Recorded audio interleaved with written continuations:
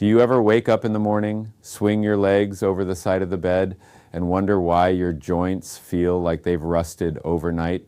Why is it that what used to be simple, walking down the stairs, bending over to tie a shoe, opening a jar, now feels like a slow, grinding effort? Here's a surprising fact. Joint stiffness isn't just about aging. It's a signal. Your body is trying to tell you something important. I'm Dr. David Altchek, and for over 3 decades, I've worked with patients who are tired of feeling like they're fighting against their own bodies. On this channel, my goal is to give you tools, real, practical, science-backed tools to take your health into your own hands. Today, we're tackling a question that millions of people ask every single day. Why do my joints feel stiff? And more importantly, what can I do about it? Let's start with this. Stiffness isn't random. It's not just getting older. It's not just part of life. Joint stiffness is your body's way of alerting you to something deeper going on, something that in many cases can be improved. The first thing to understand is that stiffness and pain are not the same. Pain is sharp. It stops you in your tracks. But stiffness, that's sneakier. It creeps in slowly. You feel it most after periods of rest, first thing in the morning or after sitting too long. It's not always painful, but it's limiting. And over time, it chips away at your independence, your confidence, your energy. So what's causing it? Most people think joint stiffness only comes from arthritis. And while that's a major factor, it's not the only one. There are several culprits. Osteoarthritis is one, where cartilage wears down and bones start to rub. Then there's rheumatoid arthritis, where your immune system is mistakenly attacking your joints.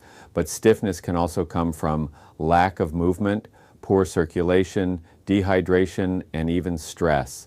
Yes, stress. Chronic stress changes how your muscles and connective tissues behave. They tighten, they brace, and that leads to, you guessed it, stiffness. Now here's where things get interesting. Most people think the solution is to rest more, take it easy, avoid moving too much. But is that really helping, or is it making things worse?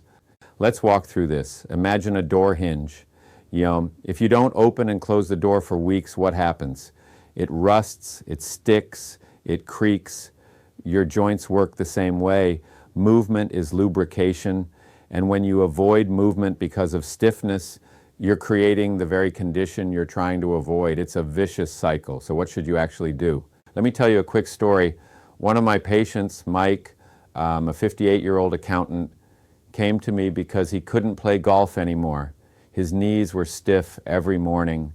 His hands felt frozen after typing. He was convinced he had early arthritis. But after examining him, his blood work and imaging showed something different, deconditioning. Years of sitting, minimal stretching, no resistance training, and poor hydration. We worked on a plan, morning mobility routines, daily hydration goals, and anti-inflammatory foods. Within 8 weeks, Mike was back on the green. That's not magic. That's medicine done right. So here's what I want you to remember. Stiffness is a symptom. It's not your destiny. There are 5 key areas you need to look at if you want to reduce it and start feeling more flexible, more capable, more free in your body. First, movement. Not all exercise is created equal. If your joints are stiff, pounding the pavement for an hour, jog might backfire. Instead, focus on gentle, deliberate motion, Tai Chi, swimming, yoga, Pilates. Start with 5 minutes a day, just 5, and build up from there. You're not trying to win a marathon, you're retraining your tissues to trust movement again. Second, hydration. Your joints are made up of cartilage and synovial fluid, both of which rely on water to function properly. Dehydration is one of the most overlooked causes of stiffness, so drink more than you think. Start your day with a full glass of water before anything else. Third, nutrition.